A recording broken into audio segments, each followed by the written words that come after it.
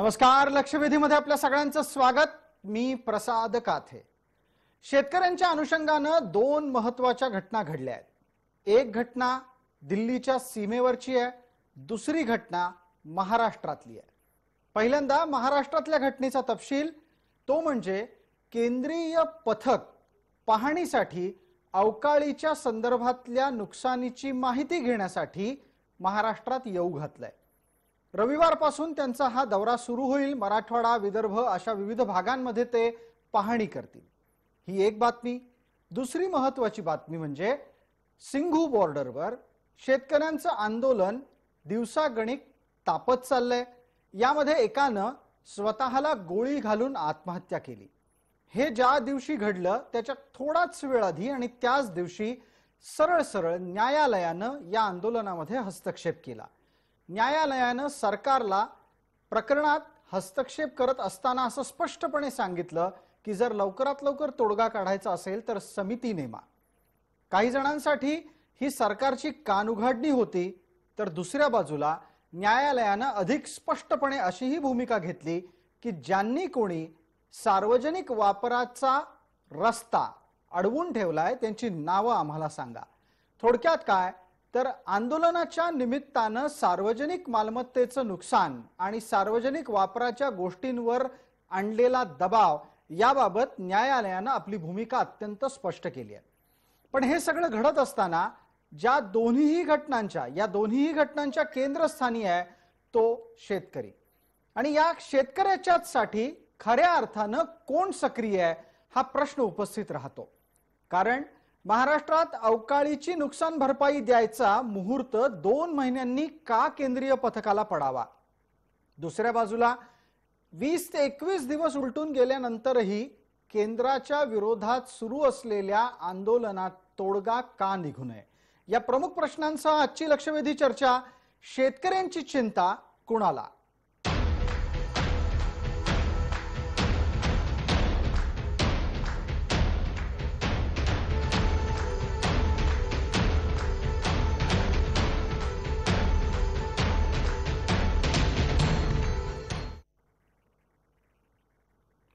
या चर्चेची सुरुवात आपण करण्यासाठी ज्या मान्यवरांकडे जाणार आहोत त्यांचा परिचय आपल्याला एकदा पटकन करून देतो. आपल्यासोबत महाराष्ट्राचे माजी कृषी मंत्री डॉक्टर अनिल बोंडे आहेत, काँग्रेसचे प्रवक्ता अरुण सावंत आहेत, आपल्यासोबत कृषीतज्ञ विजय जावंदी आहेत आणि भारतीय किसान संघाचे आपल्यासोबत नेते आहेत नानाभाऊ आकरे. नानासाहेब, या सगळ्या मान्यवरांसह आपलंही स्वागत. आणि सुरुवात आपल्यापासूनच करतो. मुद्दा दोन्ही बाजूंचा लक्षात घेऊन आपल्याकडून एकेका प्रश्नाचं उत्तर अपेक्षित करतो. अवकाळीच्या साठी नुकसान भरपाईची पाहणी करायला 2 महिन्यांनंतर पथकाला मुहूर्त सापडावा का? आणि हे शेतकऱ्यांच्या नुकसानीच्या बाबत सजग राज्यकर्त्यांचं लक्षण आहे का? नानासाहेब, आधी उत्तर आपण द्या.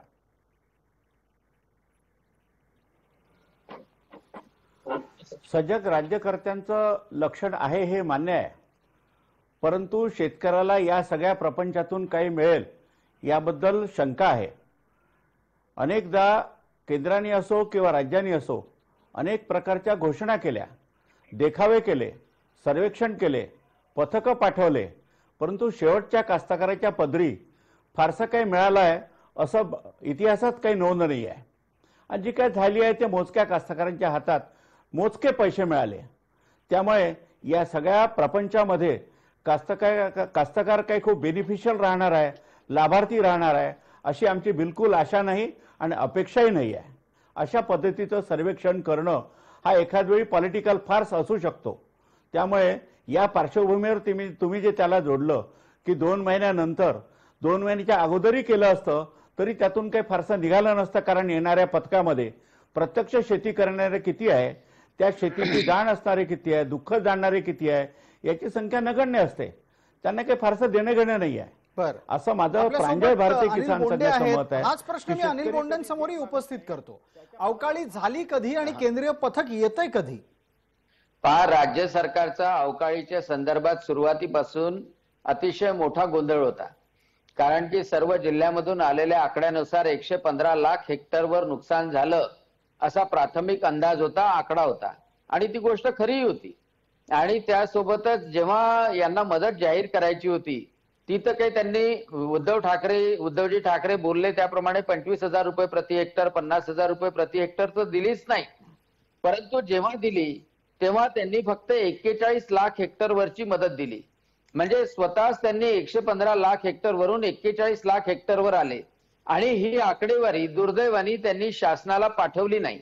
मी मागल्या पण अनिल बोंडे, या सगळ्याचा आणि केंद्रीय पथकाच्या 2 महिन्यांनी येण्याचा संबंध काय? पूर्ण ऐका. यांनी आकडेवारी पाठवण्यासाठी अतिशय मोठा विलंब केला. मधल्या काळामध्ये मदत पुनर्वसन मंत्र्याच्या सचिवांना उपसचिवांना कोरोना झाला आणि त्यामुळे हे पाठपुरावा करू शकले नाही. आता आकडेवारी पाठवल्यानंतर तातडीनं ते पथक इथे विहित कालावधीमध्ये इथे येत आहे.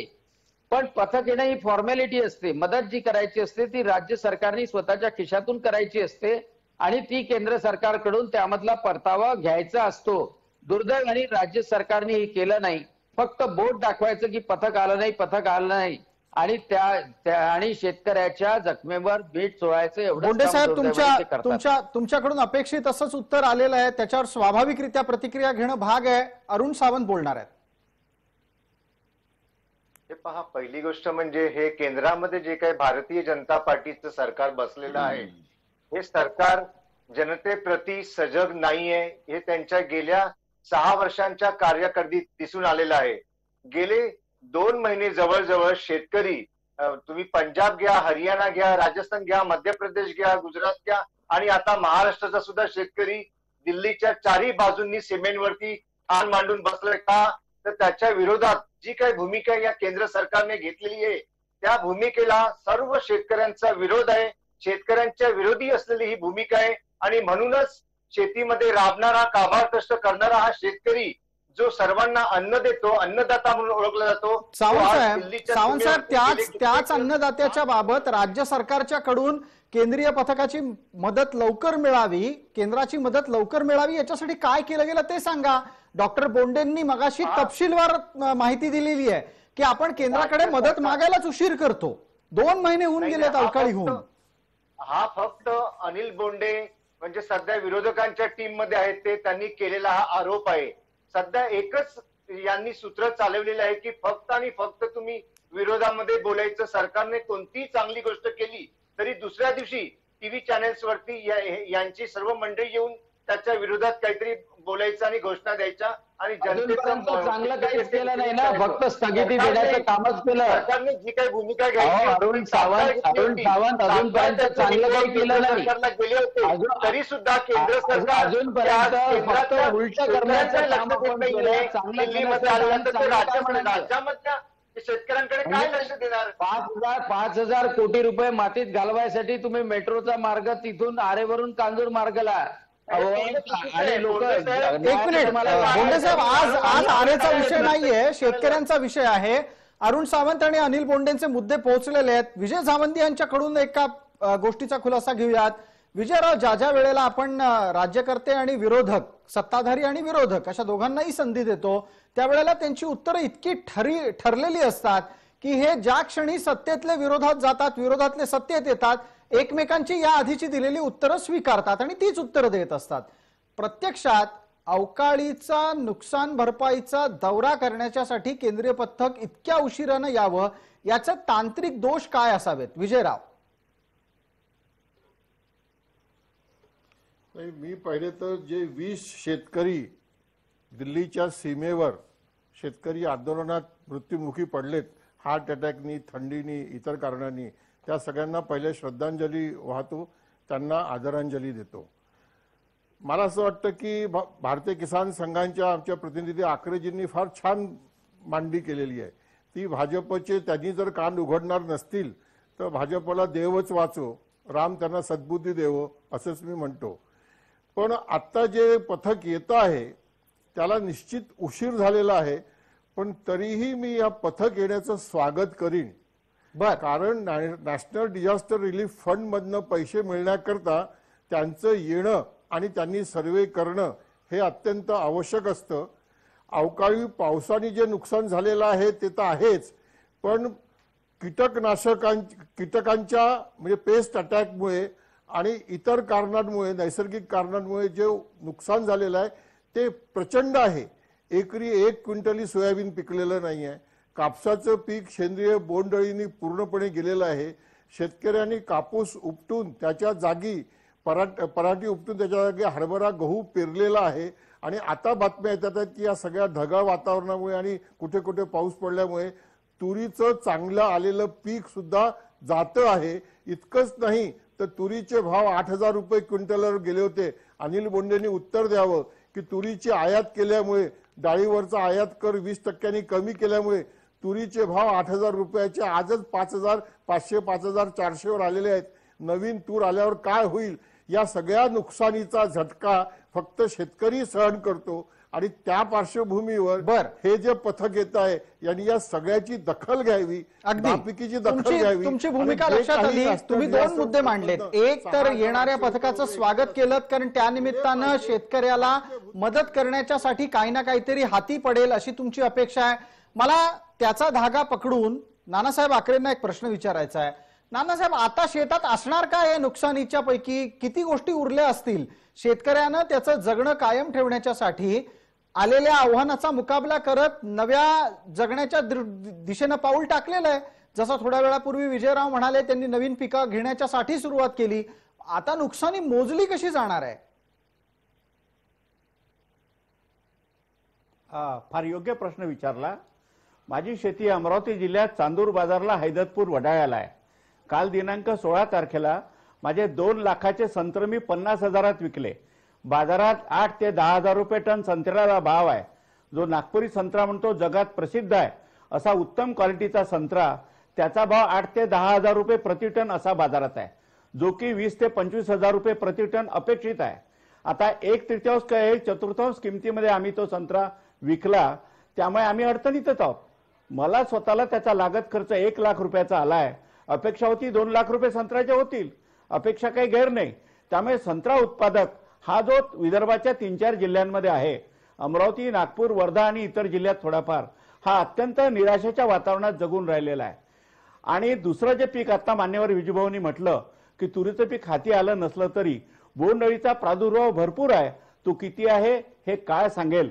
आणि असं ढगाळ वातावरण जर राहिलं तर आगामी काळात जो हरभरा फुलावर आहे तो सुद्धा अळीने ग्रासला जाऊ शकतो. सोयाबीन तर नेस्तनाबूत झालेलंच आहे. बोंडअळीमुळे कापूस तर गेलेलाच आहे. महाराष्ट्र सरकारने अजून केंद्र सुरू केलेलं नाही कापसाचे, आणि केंद्रात जी पाहिजे ती गती खरेदीची नसल्यामुळे तसाही कापूस 5,825 च्या ऐवजी 5,200 बाजारभावात प्रायव्हेटमध्ये कास्तकार विकून राहिले आहे. हे महाराष्ट्र सरकारला दिसायला पाहिजे की आपण त्या प्रमाणामध्ये कापूस संकलन केंद्र अजूनही सुरू केलेलं नाही आहेत. त्यामुळे मजबुरीने कापूस विकतोय. संत्रा बागायतदारही हा मेलेला आहे. बरोबर आहे. परिस्थितीमध्ये नानासाहेब, तुम्ही शेतकऱ्यांची व्यथा मांडताना कापूस, संत्र, तूर, हरभरा अशा विविध प्रकारच्या उत्पादनांची सध्याची स्थिती काय ती सांगितलीत. पण माझा प्रश्न एक वेगळा होता. प्रश्न असा आहे की तुम्ही जो काही तपशील दिला आहेत ना, तो ताजा आहे, तो वर्तमानातला आहे. भूतकाळामध्ये 2 महिन्यापूर्वीच्या अतिवृष्टीचे पुरावे आता कसे सापडणार आहेत? अवकाळीचे नुकसानीचे पुरावे आता कसे सापडणार आहेत? त्याचं उत्तर सापडत नाहीये. तुमच्या माहितीत ते असेल तर द्या. मी नाहीतर दुसऱ्या मान्यवरांना त्याच्या पुढची माहिती विचारतो. कुठलीही सरकारी पद्धत, राज्याची असो केंद्राची असो, ती सरकारी सिस्टममध्ये ठरवून त्याला प्रत्यक्षात येण्याला हा वेळ लागतोच. तो 1 महिना लागणार होता, इथे 2 महिने लागले. आणि ते येऊनही काही फारसं काही करतील अशी आम्हाला बिलकुल अपेक्षा नाही. विजूभाऊ म्हणाले की त्यांनी या पद्धतीने सर्वे करायला पाहिजे, त्यामध्ये असे तज्ज्ञही असायला पाहिजे. याबद्दल आम्ही आशिक आहोत. शेतकरी शेवटी आशेवरच जगतोय. उशीर का लागतोय ही सरकारी यंत्रणेचा भाग आहे. अशा पद्धतीचा आहे. 1.5 वर्ष थोडं विषांतर होईल. 1.5 वर्षापूर्वी बोंडे साहेबांना ते मंत्री असताना जुलैमध्ये आम्ही त्यांना भेटलो की या ठिकाणी कापसाचं खोटं बी, HTBT अशाचं भरपूर प्रमाण आहे आणि खोटे बियाणे बाजारात आले ना. त्या बियाणे विकण्यावर कारवाई झाली आणि ज्याचं नुकसान झालं त्या कास्तकारालाही नुकसान भरपाई मिळाली नाही. या पद्धतीचा बोंडे साहेब जाणताय, तेव्हा ते राज्याचे कृषी मंत्री होते. अशा पद्धतीचा राज्याचाही कारभार आताही तोच सुरू आहे. काही फारसा बदल नाही आहे. बोंडे साहेब त्याचं उत्तर देतीलच. नानासाहेब, त्यांच्याकडून पटकन उत्तर घेऊ. बोंडे साहेब, सरकार बदलली, परिस्थिती नाही बदलली असं निरीक्षण आहे? नाही, निश्चितपणे आता सध्याच्या परिस्थितीत सरकारने शेतकऱ्याच्याकडे जे लक्ष द्यायला पाहिजे ते लक्ष देत नाही आता जय महाराष्ट्राची चर्चा तरी त्यांनी पाहिली पाहिजे. नानासाहेबांनी जे सांगितलं, संत्र्याचे भाव तर इतके खराब आहे की 7,000 रुपये टनानी सुद्धा कोणी उचलायला तयार नाहीये. बरं, ते संत्र झाडावर ठेवले तर झाड खराब होते आणि त्याच्यामुळं हे या संत्राचं करायचं काय, तोडायची मजुरी जास्त आहे. बरं, मागच्या वर्षी 90 कापसाचे संकलन केंद्र महाराष्ट्र कापूस उत्पादक संघाने सुरू केले होते. यावेळेला बाळासाहेब पाटील साखर कारखान्यासाठी त्यांना मात्र लवकर दुखते, पण बाळासाहेब पाटील प्रधानमंत्र्यांनी फक्त 30 केंद्राची परवानगी सध्या परिस्थितीत दिलेली आहे. सीसीआयचे काही केंद्र डॉक्टर बोंडे, केंद्राकडूनही अपेक्षित त्या उत्पादनांची खरेदी सुरू झालेली नाही असंही नानासाहेबांचं निरीक्षण आहे. ते तुम्ही ऐकलं असेल अशी अपेक्षा करूयात. म्हणूनच तुमच्या चर्चेच्या माध्यमातून कमीत कमी त्यांच्या कानावर तरी गेलं पाहिजे आणि आता तरी जागे झाले पाहिजे. अहो, पण केंद्रानं जर समजा खरेदी केंद्र सुरू केली नसतील तर केंद्राच्या कानावर तुम्ही घातलेली गोष्ट लवकर जाईल ना. तुमची जबाबदारी जास्त आहे त्या बाबतीत. प्रसादजी, एक गोष्ट लक्षात ठेवा की सीसीआय असो, महाराष्ट्र कापूस उत्पादक संघ असो, सगळा पैसा हा राज्य सरकार देत असतं, केंद्र सरकार देत असतं. राज्य सरकारना ती फक्त यंत्रणा राबवायची असते. आपल्या महाराष्ट्रामधले जीन काही केंद्र सरकारचे लोक येऊन सिलेक्ट करत नाही. बरोबर आहे, सिलेक्ट करावं लागतात. ग्रेडर यांना द्यावं लागतात, हमाल यांना द्यावे लागतात.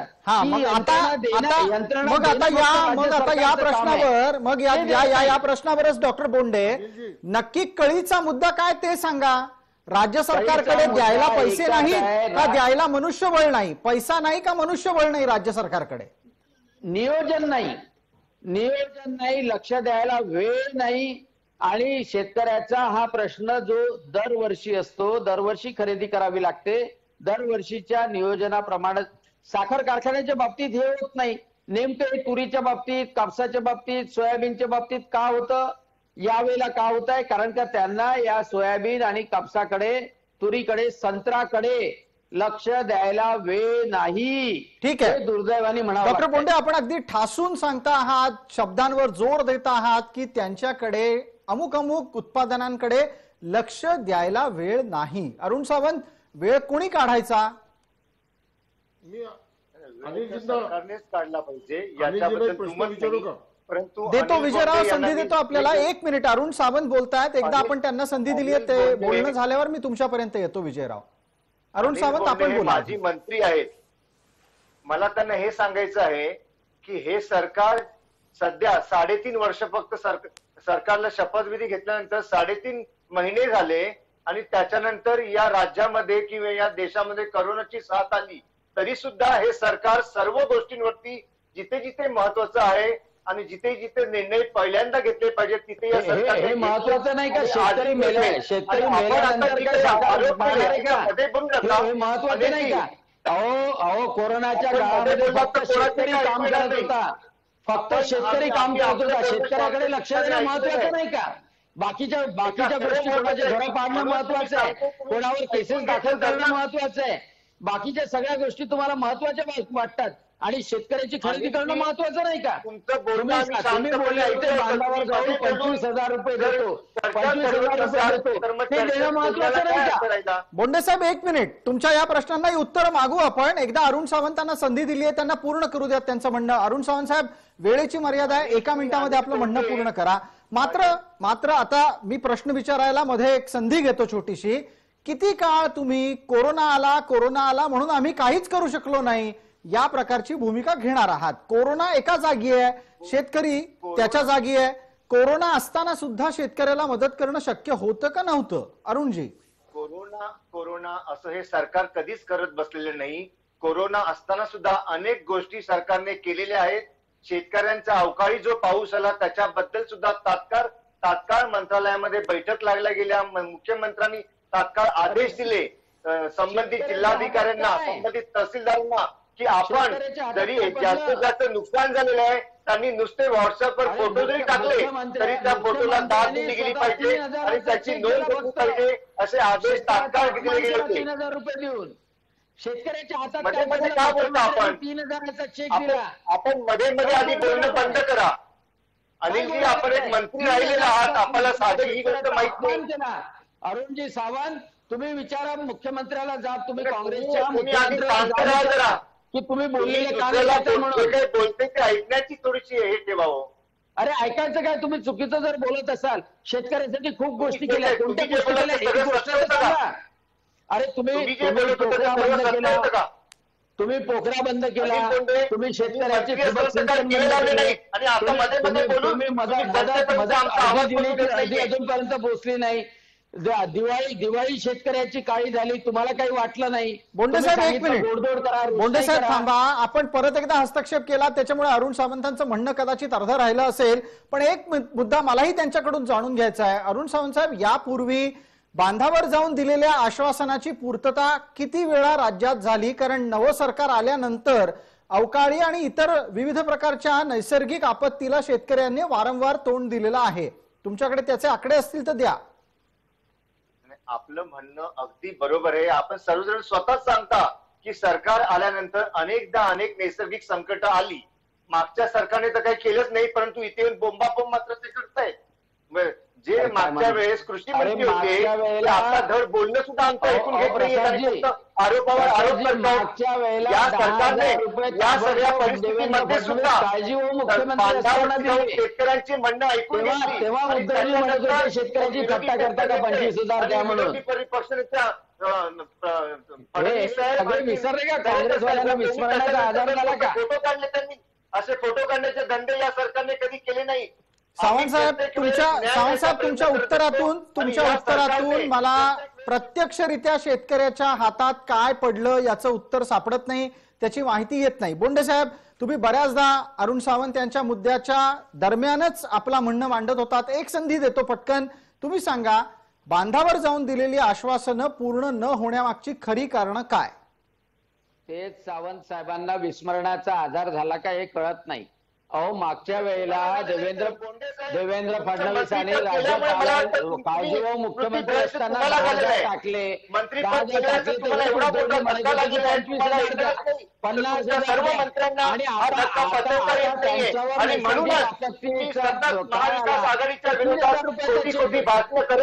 दिवाळीच्या अगोदर मदत देतो सांगणारे नितीन राऊत नाही, वडेट्टीवार कुठे लपले होते?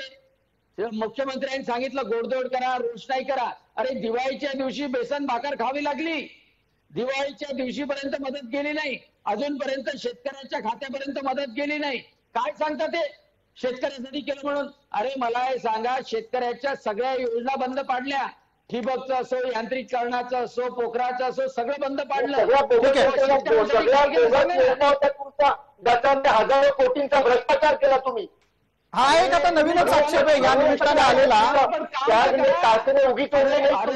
अरे तुम्हाला कोणी रोखलाय, पण काम तर करा.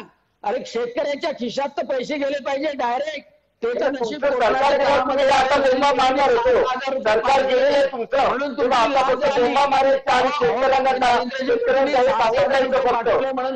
आता भारतीय जनता पार्टी आणि काँग्रेस दोन्ही प्रवक्त्यांना विनंती आहे, आपण थांबा. कारण या प्रकारच्या शाब्दिक चकमकीनं मुद्दा पोहोचत नाही आणि उत्तरं सापडत नाहीत.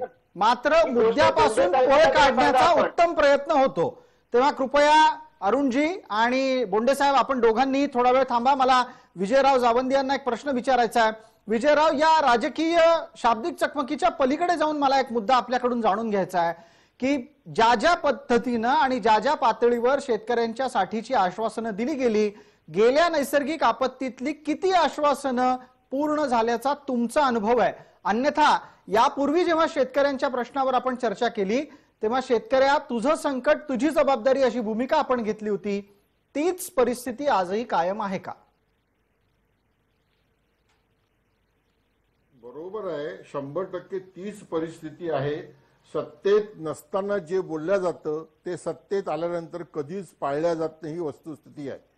मग ते काँग्रेस असो, बीजेपी असो, शिवसेना असो, राष्ट्रवादी असो, यात दुमत असण्याचं कारण नाही. आता अनिल बोंडे इतकी गोष्ट इथे बोलतात आहेत. भारतीय किसान संघाचे नेते माझ्या बाजूला बसलेले आहेत. कालच मध्य प्रदेशमध्ये भारतीय किसान संघाने कापसाच्या खरेदी करता आंदोलन केलेलं आहे. तिथे मध्य प्रदेशचे मुख्यमंत्री भाजपचे आहेत. काय करतात आहेत ते इथे एवढ्या मोठ्याने बोलतात आहेत आणि हे काँग्रेसचे लोक इथे बोलतात आहेत. मी उद्धव ठाकरेंना मुख्यमंत्री साहेबांना दसऱ्याला खरेदी सुरू करा असं म्हटलं होतं. नागपूरच्या कलेक्टर ऑफिसमधनं माझी जी व्हिडिओ कॉन्फरन्सिंग झाली त्या व्हिडिओ कॉन्फरन्सिंग मध्ये ठाकरे साहेब होते, पवार साहेब होते, चव्हाण साहेब होते, या सगळ्यांना म्हटलं होतं की यावर्षी सगळा कापूस तुम्हाला विकत घ्यावा लागणार आहे, केंद्रावर दबाव टाका. काहीच झालं नाही. अहो मला तुम्ही सांगा ना, शेतकरी असाच वाऱ्यावर जातो, हे भांडत बसतात आहेत. आता माझं असं मत आहे की ही पण जी टीम आलेली आहे ना, विजयराव अनिल बोंडे साहेब, तुमच्यासारख्या तुम्हाला कृषी विनंती क्षेत्रातल्या करतो, तज्ज्ञ एक माणसाची मिनिट. व्हिडिओ कॉन्फरन्सिंग केली गेली. राज्य व्हिडिओ कॉन्फरन्सिंगच्या माध्यमातून चालवण्याचा एक उत्तम प्रयत्न गेल्या जवळपास 8 महिन्यामध्ये सुरू आहे. या 8 महिन्यातल्या व्हिडिओ कॉन्फरन्सिंग मध्ये आलेल्या सूचना ऐकल्या सुद्धा जात नाहीत असंच दिसतंय याच्यातून. तुमच्या लेखी विजयराव एका गोष्टीचं उत्तर द्या, दसऱ्यापासून कापूस खरेदी करायला अडचण काय असावी? अहो मी तुम्हाला नाही सांगतो तो. आता बघा त्याची अडचण अशी आहे, हे बोलत नाहीत. अहो केंद्र सरकारने फक्त 120 लाख गाठीच कापूस आम्ही खरेदी करू असं फरमान काढलेलं आहे. 360 लाख गाठींचं उत्पादन आहे. तुम्ही टेक्स्टाईल मिनिस्ट्रीच्या सेक्रेटरीचं स्टेटमेंट पहा ना, ते 8 ऑक्टोबरलाच आलेलं स्टेटमेंट आहे आणि हे म्हणतात आम्ही पैसे देतो. माझं असं मत आहे की दोन्ही पक्षाचा दोष आहे. मी तर काल एका याच्यावर असं म्हटलं की महाराष्ट्राच्या मुख्यमंत्र्यांनी आणि राजस्थानच्या मुख्यमंत्र्यांनी राजस्थानमध्ये बाजरा खरेदी केला असता MSPनी, महाराष्ट्राच्या मुख्यमंत्र्यांनी कापूस खरेदी केला असता आणि याच्याकरता पैसे मागितले असते मोदी सरकारला आणि दिले नसते, तर दोन्ही मुख्यमंत्री जर PM ऑफिस समोर धरणे द्यायला दिले असते तर या दिल्लीच्या आंदोलनाची ताकद वाढली असती आणि या बरोबर आहे. राजकीय उंची सुद्धा वाढली असती. अगदी अत्यंत महत्वाचं निरीक्षण आहे. अरुण सावंत, अशा प्रकारचं संवेदनशील राजकारण अपेक्षित होतं. केलं काय प्रत्यक्षामध्ये? आपल्याला माहिती असेल दसऱ्यापासून कापूस खरेदीची मागणी लावून धरली गेलेली आहे. प्रत्यक्षात तितका कापूस खरेदी झालेला नाहीये. केंद्र सरकार आपण तर पाहत तसं नानासाहेब यांनी केलेली मागणी आम्हाला पूर्णपणे मान्य अशी अतिशय उचित मागणी आहे ती, की मुख्यमंत्री जर तिकडे गेले असते आणि तिथे आंदोलन त्यांनी केलं असतं तर कदाचित त्याची धार वाढली असती. सर्व काही ठीक आहे, परंतु मुख्यमंत्री म्हणून उद्धव ठाकरे म्हणा किंवा इतर कुठल्याही राज्यांचे मुख्यमंत्री म्हणा, आज महाराष्ट्राबद्दल जर बोलायचं झालं, आज महाराष्ट्रामध्ये सुद्धा अनेक समस्या आवासून उभ्या आहेत आणि त्या समस्यांना तोंड देण्याकरता आम्ही पूर्णपणे प्रयत्न करीत आहोत. केंद्र सरकारचं जर म्हणाल तर केंद्र सरकार कोणत्याही परिस्थितीत राज्य सरकारला मदत करण्याच्या मनस्थितीमध्ये दिसत नाही. अनेक गोष्टी कृपया आम्हाला 2 मिनिटं तरी बोलाल का, 2 वाक्य तरी. अरे पण त्या गाठी तर सुरू तर करा. मान्य मला आपण गाठींचा जो प्रश्न मांडला, 120 लाख गाठीची परवानगी मिळाली ते तर खरेदी करा आणि मग नंतर मागायला बोलवून. आज सावंत साहेब, एक गोष्ट विसरता येणार नाही, केंद्र सरकार 120 लाख गाठी घ्यायला तयार आहे. निदान त्या अनुषंगाने तरी पावलं टाकली गेली पाहिजेत. आणि थोड्या वेळापूर्वी विजयरावांनी काय सांगितलं, केंद्र जेवढं घेत नाही उरलेलं तुम्ही तुमच्याकडून खरेदी करा MSPच्या माध्यमातून आणि त्याचे पैसे केंद्राला मागा. काहीच करायचं नाही, हातावर हात ठेवून बसायचं. अशानं शेतकऱ्यांना त्याचा कापूस कोणाच्या घशात घालायचा, कोणाच्या दारात नेऊन उभा करायचा? अरुणजी, असं मुळीच नाही. पहा, शेतकऱ्यांच्या आणि जनतेच्या मदती करता सरकारने 50-55 हजार कोटीचं कर्ज सुद्धा घेतलं. का घेतलं? तर आज कोणत्याही मार्गाने सरकारकडे पैसा येत नाही. कर्ज घेऊन पैसा घेऊन हा पैसा आपण शेतकऱ्यांपर्यंत पोहोचवावा, कामगारांपर्यंत कृषी मंत्र्याकडून, पणन मंत्र्याकडून. अरुणजींनी माहिती घेऊन आलं पाहिजे कृषी मंत्र्याकडून, पणन मंत्र्याकडून. अरुण सावंत याला काही उत्तर आहे आपल्याकडे? आपण माहिती घेऊन यावं असं भारतीय जनता पार्टीच्या प्रवक्त्यांचं म्हणणं आहे. अनिल बोंडे तर काय वाटेल ते मगासपासून बोलतात, त्यामुळे त्यांच्या बोलण्याला मी एवढं काही महत्व देत नाही. कृषी मंत्री असतात, त्यांनी काय दिवे लावले हे आता महाराष्ट्राने पाहिलेले आहेत. तर इथे येऊन माझी आपल्याला विनंती आहे. कृषी मंत्री असताना 82 दिवसात जेवढे दिवे लावायचे होते त्याच्यापेक्षा जास्त लावले. 80% सबसिडी ठिबक सिंचनाची मी दिली. 80% सबसिडी सगळ्या शेतकऱ्यांना ठिबक सिंचनाची मी दिली, जी काँग्रेस राष्ट्रवादीवाले कधीच नाही देऊ शकले. बोंडे साहेब, आपल्याला या ठिकाणी आपापला प्रत्येकाचा बायोडेटा नाही वाचायचा. तुम्हाला आव्हान दिलं, तुम्ही उत्तर दिलं. त्यांनी आव्हान दिलं, तुम्ही उत्तर दिलं. ठीक आहे, हा विषय तिथपर्यंत वैयक्तिक पातळीवर ठेवूयात आपण. मला तुम्हाला एक वेगळा प्रश्न विचारायचा आहे. विजयराव जावंदी यांनी एक महत्वाचा उल्लेख केला जितकं कापसाचं उत्पादन आहे त्याच्या जवळपास 1/3 खरेदी करायची केंद्राची तयारी आहे. केंद्राची तयारी वाढवता येऊ शकते का? केंद्राच्याकडून अतिरिक्त कापसाची खरेदी आपण करवून घेऊ शकतो का? आणि महाराष्ट्र सरकारनं एमएसपीच्या आधारे जर सगळा कापूस खरेदी केला तर केंद्र पैसे देईल. केंद्राकडून पैसे आणून द्यायला तुम्ही मदत कराल का महाराष्ट्राला? नाही, निश्चितपणे प्रसादजी, मागच्या वर्षी केंद्राने कापसाची खरेदीची म्हणजे आवाका वाढवला आणि त्याच्यामुळे आपण म्हणजे सप्टेंबर पर्यंत कापूस खरेदी करू शकलो. मक्याच्या खरेदीसाठी वाढीव टार्गेट केंद्र सरकारने दिलं, त्यामुळं मका खरेदी करू शकला. परंतु हे 120 लाख गाठी ज्या खरेदी करायच्या आहे त्याचं नियोजन तर करायला पाहिजे ना. 90 जे केंद्र मागच्या वर्षी महाराष्ट्र कापूस उत्पादक संघाचे होते ते 30 वर आणले.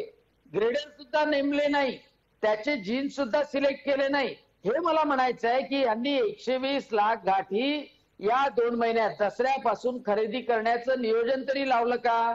विजयजी जावंदिया म्हणतात मी सहमत आहे. या 120 लाख गाठीची परवानगी झाल्यानंतर मी स्वतः देवेंद्रजी फडणवीसांना विनंती करेल. देवेंद्रजी फडणवीस, चंद्रकांत दादा पाटील या सरकार बरोबर ठीक आहे, निश्चितपणे टेक्सटाईल मंत्र्याकडे जाईल, वाढवून आणू. पण अरे याचं नियोजन तर करा. नानासाहेब आकरेंना पटकन चर्चेमध्ये सहभागी करूयात. नानासाहेब, ज्या पद्धतीनं राजकीय पक्षांचे दावे प्रतिदावे आहेत आणि जबाबदाऱ्या एकमेकांवर टाकण्याची प्रवृत्ती आहे ती त्यांच्या राजकारणाचा भाग आहे. आता मला सांगा, तुम्ही थोड्या वेळापूर्वी संत्र्याचा उल्लेख केलात, हरभऱ्याचा केलात, तुरीचा केलात, कापसाचा केलात. आजच्या दिवसाला शेतकऱ्याच्या समोरचं मोठं आव्हान कुठलं? त्याला राज्य पातळीवर उत्तर देण्यासाठी काय केलं पाहिजे? पुष्कळ काही करण्यासारखं आहे. राज्य सरकारची मानसिकता पाहिजे. बियाणे घेऊन बंधाऱ्यावर जाऊन जसे फोटो काढले ती गोष्ट बाजूला सारली पाहिजे आणि प्रत्येकाला जिव्हाळ्याची काय गोष्ट आहे याचा सामोपचाराने विचार करून मानवतेच्या दृष्टीने विचार केला पाहिजे.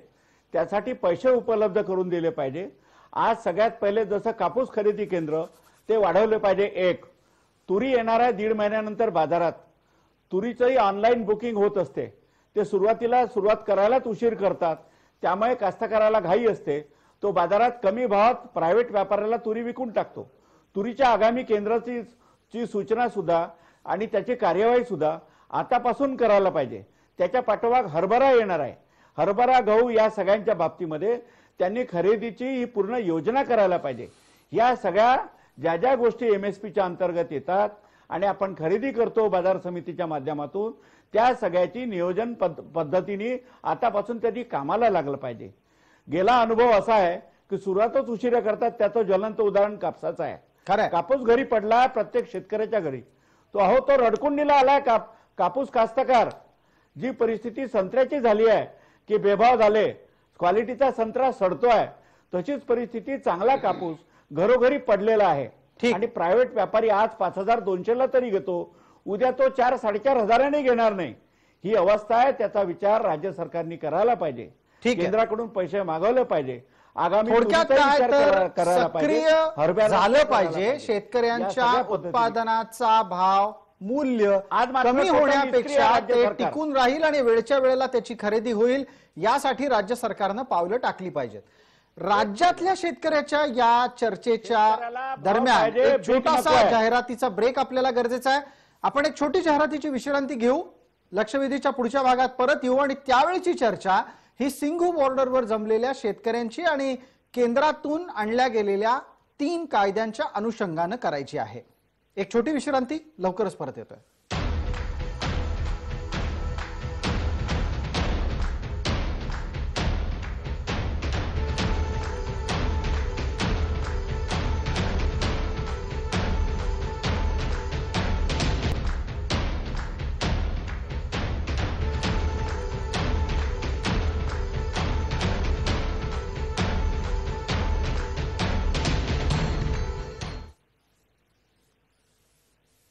लक्षवेधीच्या या भागामध्ये आपल्या सगळ्यांचं स्वागत. आपण चर्चेची सुरुवात आता सिंघू बॉर्डरवर जमलेल्या शेतकरी आंदोलनाच्या अनुषंगानं करणार आहोत.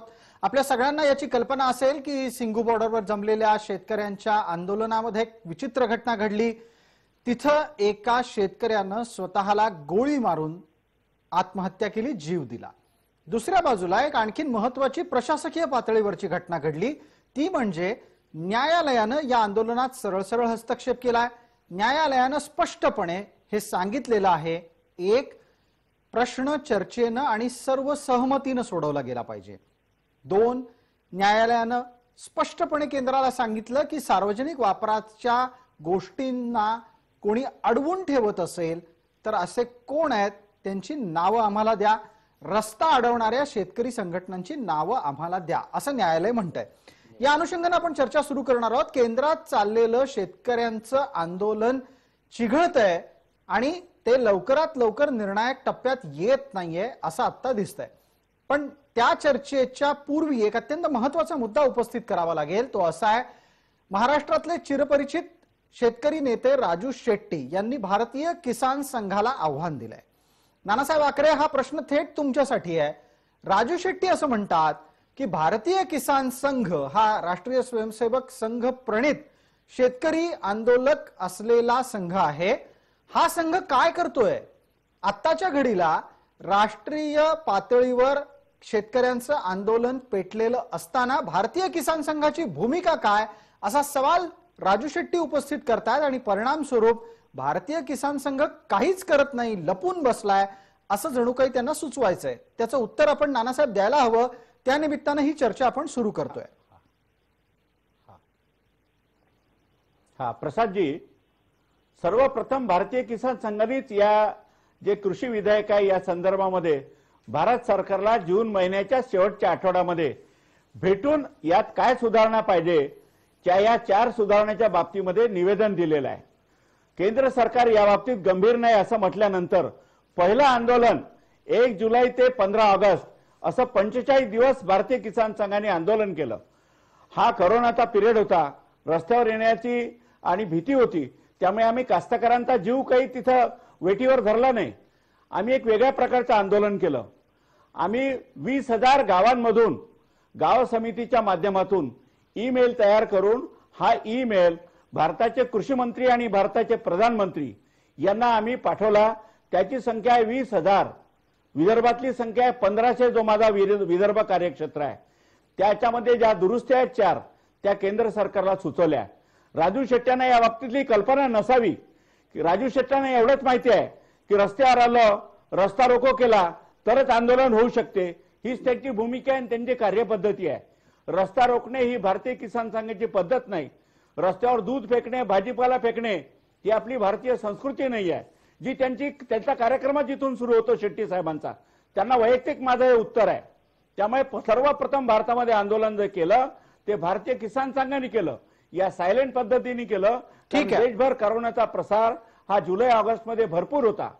भारत सरकार गंभीर नव्हतं या बाबतीमध्ये.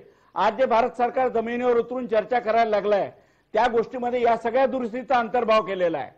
आता एक महत्वाचा मुद्दा या निमित्तानं पुढे नेतो आणि डॉक्टर अनिल बोंडे यांना विचारतो. राष्ट्रीय स्वयंसेवक संघ प्रणित शेतकरी आंदोलकांची जी भूमिका आहे ती आपण ऐकली आणि इतक्या कठोर पद्धतीनं त्यांनी आपली भावना व्यक्त केलेली आहे. आता मुद्दा हा उपस्थित राहतो की केंद्र सरकार चर्चा करतंय का आणि आंदोलक केंद्राशी चर्चा करायला तयार दिसतायत का? अनिल बोंडे आधी बोलतील, त्यानंतर अरुण सावंत.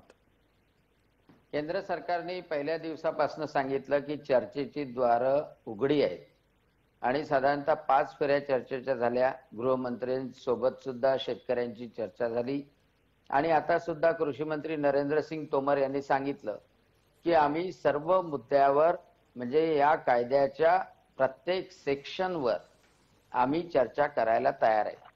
त्यासोबतच आंदोलकांची पहिल्यांदा जी मागणी होती किंवा किसान संघाची जी मागणी होती की MSP ही लिखित स्वरूपात असावी किंवा ती कायद्याच्या स्वरूपात असावी किंवा शेती कराराच्या कायद्याच्या संदर्भात शेतकऱ्याला दिवाणी न्यायालयामध्ये जाण्याचा सुद्धा अधिकार असावा किंवा शेतीच्या माध्यमातून मालकीवर कोणतीही गदा येऊ नये, या बाबतीत वारंवार देशाच्या पंतप्रधानांनी त्याचप्रमाणे कृषी मंत्र्यांनी निसंशयपणे लोकसभेमध्ये, लोकसभेच्या बाहेर आणि चर्चेमध्ये सुद्धा आपलं वचन दिलेलं आहे की MSP प्रमाणे खरेदी सुरू राहील, MSP ही जारी राहील आणि आता लिखित स्वरूपात देण्याचं सुद्धा त्यांनी कबूल केलं. 6 कलमाचा जो ड्राफ्ट पाठवला तो सेल्फ एक्सप्लेनेटरी आहे आणि त्यामुळं ही एक अपेक्षा आहे की आता जे शेतकऱ्यांचे आंदोलक नेते ठीक आहेत आहे. त्यांची आता एक मागणी आहे की तिन्ही कायदे रद्द करा. मला या निमित्तानं अरुण सावंतांना बोलतं करायचं आहे. त्यानंतर विजय जावंदी आपल्या सोबत आहेत, ते बोलतील. अरुण सावंत साहेब, मला याचा थोडासा खुलासा करा की ही काय रणनीती आहे. एक गोष्ट मागायची, ती मिळतीये असं दिसलं की 2, 3, 4 गोष्टी पुढे ठेवायच्या, त्यापैकी 2 मिळायला लागलं की 3, 4, 5 कडे जायचं. असं करत करत करत हे आंदोलन लांबवलं जातंय का, जाणीवपूर्वक लांबवलं जातंय का, आणि त्यातून कुठले वेगळे हेतू साध्य करायचे आहेत का? अरुण सावंत. असं मुळीच नाहीये. हा फक्त शेतकरी वर्गावर केला जाणारा आरोप आहे. आज शेतकरी वर्ग मूर्ख नाही की एवढ्या थंडीमध्ये पावसामध्ये तिथे रस्त्यामध्ये येऊन बसलेत. ते सरकारची दुटप्पी भावना आहे. हे जे तिन्ही कायदे बनवलेत त्यांनी, आपण जर या तिन्ही कायद्यांचा अभ्यास केला असेल तर आपल्याला दिसून येईल की सरकार एका साईडने असं म्हणते की आम्ही एमएसपी देत आहोत, एमएसपी आम्ही रद्द केलेली नाही. दुसऱ्या ठिकाणी ते प्रायव्हेट कंपनीवाल्यांना आणून माल विकत घ्यायची परमिशन देणार आहेत. जर प्रायव्हेट कंपनीवाले याच्यात आपण पूर्वी जेव्हा एमएसपीचा जेव्हा आपला नियम होता पूर्वी, तेव्हा सरकार शेतकरी जो आहे तो शेतकरी जेव्हा जो काही भाव सरकार डिक्लेअर करत होता, सावंत साहेब, शेतकरी बाहेर जर मार्केटमध्ये जास्त सावंत साहेब हा मुद्दा नव्हता. सावंत साहेब हा मुद्दा नव्हता. सरकारला विकत होता. सावंत साहेब, मुद्दा हा आहे की तुम्ही सुरुवातीला जी भूमिका घेतली ती भूमिका, तुम्ही याचा अर्थ तुम्ही त्या आंदोलनाचं समर्थन करताय म्हणून मी तुम्ही म्हणालो. शेतकरी आंदोलकांनी जी सुरुवातीची भूमिका घेतली ती टप्प्याटप्प्यावर भूमिका बदलताना का दिसतीये? मला एक सांगा आपण की सरकारने हे जाहीर केले का लेखी स्वरूपात की आम्ही एमएसपी देणार आहोत, एमएसपी रद्द करीत नाही आहोत? 6 कलमाच्या ड्राफ्ट मध्ये आहे, वाचा. लिखित स्वरूपात मान्य केलेली नाही आणि 6 कलमाच्या ड्राफ्ट मध्ये आम्ही लेखी द्यायला तयार आहे म्हणून. अगदी. आणि सावंत साहेब ड्राफ्ट मध्ये आहे, कृपा करून सावंत साहेब वाचा. नाही काय वाचावर नाही, दररोज कोणत्याही आणि एक गोष्ट लक्षात ठेवा की महाराष्ट्रामध्ये अगोदर पासूनच आपण नियमनमुक्त केलेलं आहे. 2006 साठी शेती कराराचा कायदा केलेला आहे. महाराष्ट्रामध्ये कृषी उत्पन्न बाजार समितीचे टोल रद्द केलेले आहे. महाराष्ट्रात भाजीपाला कडधान्य शेतकऱ्यांना सगळ्यांना विकता येतं. मुक्तता महाराष्ट्रात आपण अगोदरच केलेली आहे.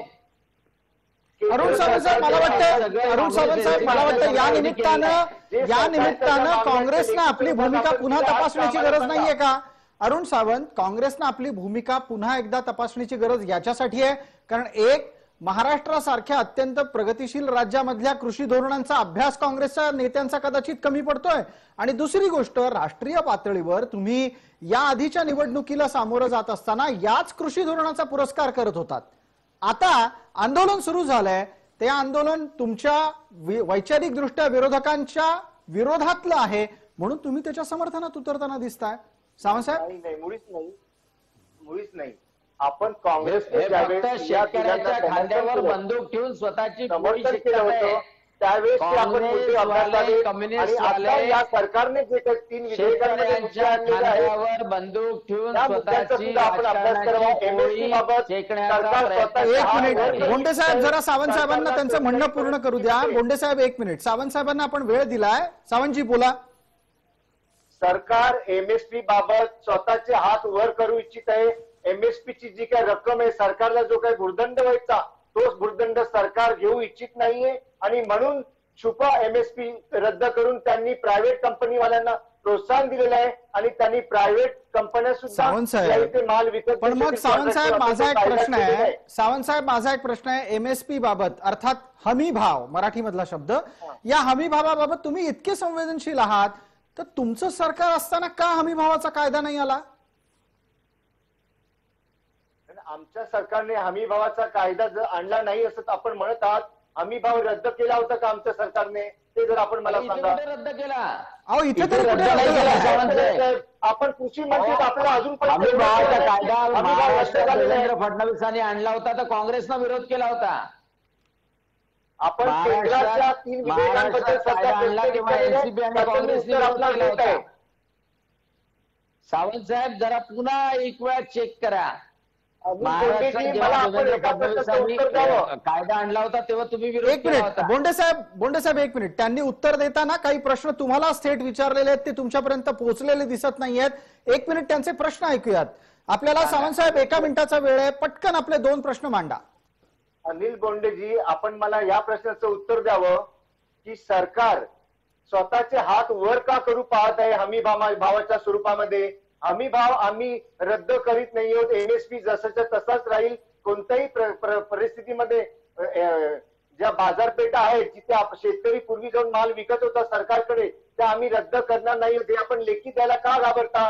दुसरी गोष्ट, मला आपण हे सांगा की कॉन्ट्रॅक्ट पद्धती जी आहे आपली केंद्र सरकारने आणलेली, या कॉन्ट्रॅक्ट पद्धतीमध्ये जेव्हा शेतकरी एकत्रितरित्या शेती करणार त्यावेळेस आपण हे का लिहून देत नाहीये की जो रेट आम्ही आपणास लिहून देत आहोत त्या रेटमध्ये आम्ही खरेदी करणार? कोणत्याही परिस्थितीत ती कंपनी जर पळून गेली तर केंद्र सरकार त्याची जबाबदारी उठवेल. हे आपण लिहून द्यायला तयार आहात का? ठीक आहे सावंत साहेब, वेळेची मर्यादा संपली. तुमचे दोन्ही प्रश्न पोहोचले. आपल्याला डॉक्टर बोंडेंकडून उत्तर घ्यायचंय. विजयराव जावंदी यांनाही या विषयावर बोलतं करायचं आहे. अनिल बोंडेजी, आधी आपण बोलणार आहात, आपल्यासाठी 1 मिनिटाचा वेळ आहे. सावंत साहेब, पहिल्यांदा दोन्ही सेक्शन तुम्ही वाचा. दुसरी गोष्ट, राहुल गांधींनी पहिल्यांदा भ्रम पसरवताना जे बोललं होतं त्यावर पंतप्रधान नरेंद्रजी मोदींनी ताबडतोब ट्वीट केलं की एमएसपी रहेगी, एमएसपी थी, एमएसपी है, एमएसपी रहेगी और एमएसपी से खरीदी जारी रहेगी. कृषि मंडी रहेगी, कृषि मंडी जीवित रहेगी, उसकी लेवल बढ़ाई जाएगी. आणि त्याच्यामुळं आता सहा कलमाचा जो ड्राफ्ट पाठवला त्याच्यामध्ये सरकारने लेखी देण्याचं सुद्धा जाहीर केलेलं आहे. पण आता कोंडी कुठे आहे की शेतकरी आंदोलक म्हणतात की हे तिन्ही कायदे पहिल्यांदा वापस घ्या. या 6 मुद्द्यावर जेव्हा सरकार लिहून द्यायला तयार आहे ठीक त्यावेळी आहे. जेव्हा सरकार म्हणताय तर ती कोंडी फोडणं, पण तुम्ही कोंडी फोडत नाही. ठीक तुम्हाला आहे वाटतं की बोंडे साहेब, शेतकरी मुद्दा तिथे लक्षात बसले आला. पाहिजे वेळेची आणि मर्यादा आहे. असं मला विजयराव जावंदे यांना पूर्ण बोलतं करू द्या भारतात झालं पटकन. पाहिजे. विजयराव, या मुद्द्याला आपल्याला सोडवत असताना कोंडी कशी फोडता येईल याकडेही चर्चेला आणणं गरजेचं आहे. आत्ताच्या घडीला सरकारनं समजा आंदोलकांच्या सगळ्या मागण्या मान्य केल्या तर हा काय भरोसा नाही की उद्या त्यातून आणखीन एक नवीन अचानक कुठली तरी मागणी काढली जाईल आणि आंदोलन चालू ठेवण्याचा प्रयत्न केला जाईल. विजयराव, नाही, तुम्ही जे म्हणता ते बरोबर. बघा, हे आंदोलन का उभं झालं?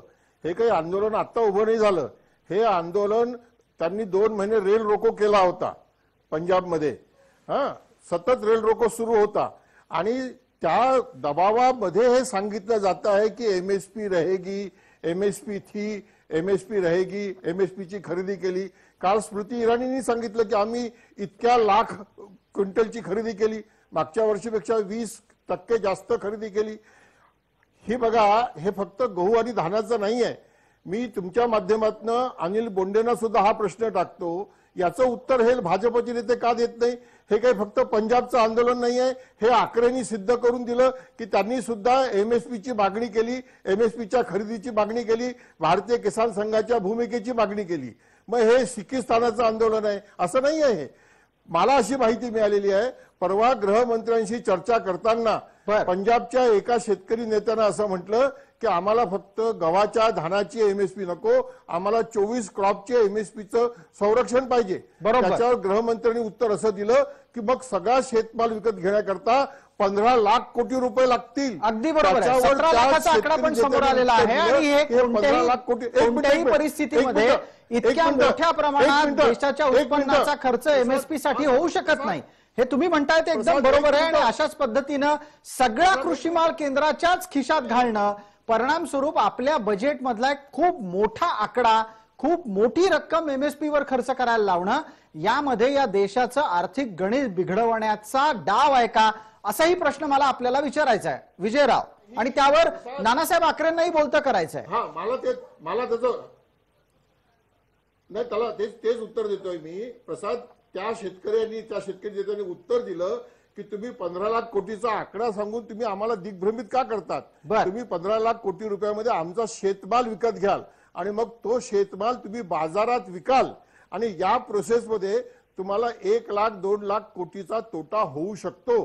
कोट्यावधी शेतकऱ्यांकरता 1 लाख 2 लाख कोटीचा तोटा सहन केला तर काय आभाळ कोसळणार आहे का? नाही, अहो, पण मला तुम्ही विजयराव, सांगा, आता मी मला हे मला माझं मत या सांगतो. विषयावर ना थोडंसं 7व्या वेतन आर्थिकदृष्ट्या आयोगाचा- 7व्या वेतन आर्थिकदृष्ट्या तुम्हालाही आयोगाचा बोलतं बोजा 1 करावं लाख लागेल. कोटीचा आहे. मला विजयराव या विषयावर थोडंसं आर्थिकदृष्ट्याही तुम्हाला बोलतं करावं लागेल. अहो, आपल्या बजेटचा जर आपण 80 ते मी सांगतो 90% हिस्सा, आपल्या बजेटचा 80 ते 90% हिस्सा आपण हमीभावानं कृषी माल खरेदी करायला खर्च केला आणि त्यात 2-1 लाख कोटींचा तोटा सहन केला, तर त्याचा थेट परिणाम हा पगारदारांवर अतिरिक्त कर लावायलाच दिसेल. हे अशा प्रकारचं आर्थिक संतुलन चालणार आहे का आपल्या देशाला विजयराव? हे बिलकुल नाही. हेच चुकीचं आहे. 7व्या वेतन आयोगाचा बोजा फक्त केंद्र सरकारचा 1 कोटी कर्मचाऱ्यांकरता 1 लाख कोटीचा दरवर्षीचा आहे. संपूर्ण राज्याच्या देशातल्या 7व्या वेतन आयोगाचा बोजा 4 ते 5 लाख कोटीचा आहे.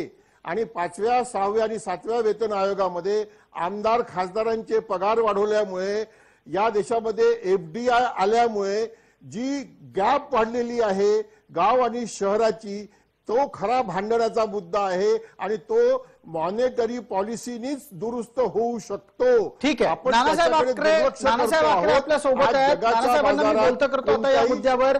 आपल्या सोबत असलेले नानासाहेब आकरे बोलतील. नानासाहेब, मला एका या मुद्द्यावर आपल्याकडूनही आपलं मार्गदर्शन लागेल. केंद्राच्या समोर MSP न खरेदी अर्थात हमीभावानं खरेदी करायच्या कृषी उत्पादनाची यादी टप्प्याटप्प्याला वाढवत न्यायची, अधिकाधिक कृषी उत्पादन हे हमीभावाच्या कार्यकक्षेत आणायचं, हे व्यवहार्य आहे का? थेट मुद्द्यावर दोनच मुद्दे याच्यामध्ये. ज्या काय 24 कमोडिटीज ऍग्रिकल्चरमध्ये सगळाच कृषी माल काही हमी भावाच्या अंतर्गत येत नाही. भाजीपाला, फळे इत्यादी तर बिलकुल येत नाही. फक्त 24 आयटमला हमी भाव लागू आहे आणि इतरला लागू नाही. त्याच्या बाबतीमध्ये आपण विचार केला पाहिजे. तुम्ही जे म्हणालात की प्रत्येक आयटमला हमी भाव लागू करायचा का, 2-3 महिन्यातली सोयाबीनची मार्केटमधली किंमत आणि MSP ची किंमत, यात मार्केटमध्ये जास्त भावांनी सोयाबीन गेली. त्यामुळे जो कास्तकार जिथे जास्त भाव आहे त्या ठिकाणी स्वाभाविकपणे गेला. सोयाबीनची खरेदी ही MSPच्या माध्यमातून कमी रेट असल्यामुळे ती बाजार समितीत सरकारी केंद्रावर गेली नाही. तुम्ही असं कसं म्हणता की सगळा माल देशात निर्माण होणारा भारत सरकारच घेईल? हा एक आधार आहे, त्याचं नावही आधारभूत किंमत आहे. हा बेस प्राइस आहे. त्याच्यावरती असेल तो शेतकरी हा बाहेर मंडीत सुद्धा, प्रायव्हेट व्यापाऱ्याला सुद्धा विकायला मोकळा असतो. त्यामुळे संपूर्ण माल काय MSPच्या माध्यमातून केंद्र सरकारच खरेदी करेल असा भाग मुळीच नाही. ठीक आहे. त्याला जिथे भाव जास्त मिळाला तिथे जातो. 3 वर्षापूर्वी तुरीला ठीक आहे. बाजारात 8,000 रुपये क्विंटल भाव होता. MSP पेक्षा 3,000 रुपये प्रति क्विंटल जास्ती होता. ठीक त्यामुळे आहे. तुरी आता कुठे आल्या केंद्रावरती? डॉक्टर बोंडे, मग केंद्राचे मला सगळा सांगा, माल बाजारात डॉक्टर मिळत बोंडे, नाही. मग मला सांगा की यात नक्की आता दुखणं काय? शरद जोशींचं हेच म्हणणं होतं की शेतकऱ्याला हे स्वातंत्र्य मिळालं पाहिजे आणि त्याला MSP पेक्षा जास्त भाव असेल तर त्याला विकता आलं पाहिजे, कुठेही विकता आलं पाहिजे. MSP कशासाठी असते? जर बाजारभाव कमी असेल तर तो बाजारभाव वाढवण्यासाठी 35% आणि बोंडे साहेब, त्याच्याकरता या कायद्याची गरज काय? जाऊन द्या. 35% किमान अन्नधान्य शासनाने खरेदी करावं आणि 35% जेव्हा खरेदी केल्या जातं तेव्हा व्यापारी सुद्धा आपले भाव वाढवतात. आणि त्यासाठी एक वेळा जर शासनाने खरेदी बंद केली तर व्यापारी पुन्हा डाऊन करतात आणि त्यासाठी MSP असते. हे मार्केट स्टेबलायझेशन साठी MSP आहे आणि भावांतर आहे, या 2 उपाययोजना आहे. मागच्या वेळेला देवेंद्र फडणवीसांनी MSPनी तूर खरेदी केली आणि जेव्हा खरेदी करणं शक्य नव्हतं तेव्हा 1,000 रुपये प्रति क्विंटल तुरीची भावांतर सुद्धा दिलं. स्वतःच्या बळावर दिलं, केंद्राच्या बळावर नाही दिलं. आणि म्हणून सांगतो की MSP राहील. MSPच्या प्रमाणे जर का बाजारभाव कमी असला तर शासन खरेदी सुद्धा करेल, हे वारंवार पंतप्रधानांनी सांगितलेलं ठीक आहे. आहे. बोंडे साहेब, एकदा विजयरावांचा काय आक्षेप आहे तो ऐकून घेऊ. मला अरुण सावंतांनाही बोलतं करायचं या मुद्द्यावर. वेळेची मर्यादा आहे. विजयराव, 30 सेकंद आहेत फक्त आपल्याकडे. हे शरद जोशींचं नाव घेऊन दिशाभूल करतात. शरद जोशींनी VP सिंगांच्या वेळेला जी कृषी नीती ड्राफ्ट केली होती त्याच्यामध्ये आयात निर्यातीला एक यार्डस्टिक दिली होती. MSP पेक्षा 60% पेक्षा जास्त भाव झाले तर आयात करायची आणि एमएसपी पेक्षा 40% कमी भाव झाले तर निर्यात करायची. जो एमएसपी आणि 60% 40% असं म्हणतो तो फ्री मार्केटचा सपोर्टर नंतर कसा काय होतो तो भाग वेगळा आहे, पण हे तुम्हाला दाखवण्याचा पुरावा देतो. पण तुम्ही जे म्हणालात ना, अहो आता आकडे जे म्हणालेत एमएसपी पेक्षा जास्त भाव बाजारात राहिला तर शेतकरी काही तुमच्या केंद्रावर येत नाही, हे मी माझी कापसाची पावती दाखवतोय. अगदी अगदी खरं आहे आणि अत्यंत स्वाभाविक आहे. शेतकऱ्याला तितकी जाण निश्चित असते. जास्त भाव कुठे मिळतो तो तिकडे जातो. एक पटकन चर्चेला थोडं पुढे नेताना आणि शेवटच्या टप्प्यात येताना अरुण सावंतांना बोलतं करतो. अरुण सावंत साहेब, आंदोलनाचे मुद्दे काय आहेत, आंदोलनामध्ये नव्या नव्या मागण्या काय येत आहेत, या सगळ्या गोष्टींना आपण आतापर्यंत ऐकलं, त्यावर बोललो. पण एक वेगळा मुद्दा तुमच्या समोर ठेवतो. या आंदोलनाचे नेते टिकैत हे स्वतः 4 जूनला याच 3 कायद्यांचं समर्थन करत होते. आता ते आपली भूमिका अचानक बदलतात, आंदोलनाचं नेतृत्व करायला पुढे येतात. मला प्रश्न काँग्रेसला विचारायचा आहे आणि सावंत साहेब मला त्या निमित्तानं तुम्ही उत्तर द्या. काँग्रेसनं विश्वसनीय माणसांच्या खांद्यावर आंदोलनाच्या निमित्तानं समर्थनाचा हात ठेवलाय का? मला वाटतं या आपल्या प्रश्नाचं उत्तर एका कायद्याच्याच उत्तरामध्ये दडलेलं आहे. मगासपासून अनिल बोंडेजी अगदी छाती ठोकून सांगतायत की पंतप्रधानांनी सांगितलं की एमएसपी आम्ही देणारच, आम्ही ती बंद केलेली नाही किंवा त्याच्यापासून आम्ही कुठेही माघारी फिरत नाही आहोत. मला एवढंच विचारायचं की आपल्याच पंतप्रधानांनी कॉन्ट्रॅक्ट बिल जे आणलंय याच्यामधलं सावंत साहेब तुम्ही अगदी शिताफीनं मुद्दा फिरवताय. मला काँग्रेसने विश्वसनीय माणसांच्या खांद्यावर समर्थनाचा हात ठेवलाय का असं आपल्याला विचारायचं. कृपया त्याच्याकडे या. आपल्या हातात 30 सेकंदापेक्षा जास्त वेळ नाहीये. काँग्रेसला भरोसा आहे का आंदोलनाचं नेतृत्व करणाऱ्यांवर? शेतकऱ्यांच्या बाजूने काँग्रेस नेहमी राहिलेली आहे आणि त्याच्याकरता कोणा दुसऱ्याच्या खांद्यावरती बंदूक ठेवायची काँग्रेसला कधीही गरज भासलेली नाहीये आणि तसा कोणताही प्रकार यावेळेस घडलेला सुद्धा नाहीये. काँग्रेस पूर्णपणे शेतकऱ्यांच्या हक्कासाठी स्वतःहून त्यांना समर्थन काँग्रेस पक्षाने केलेलं आहे आणि हे जारी राहील जोपर्यंत 3 कायदे पूर्णपणे रद्द होत नाहीत तोपर्यंत. ठीक आहे, धन्यवाद. आपण सर्व मान्यवर या चर्चेत सहभागी झाला. त्यासाठी वेळेची मर्यादा असल्यानं लक्षवेधीमध्ये आपण तुर्तास इथेच थांबतोय. मात्र ताज्या बातम्यांसाठी आपण पाहत रहा फक्त जय महाराष्ट्र.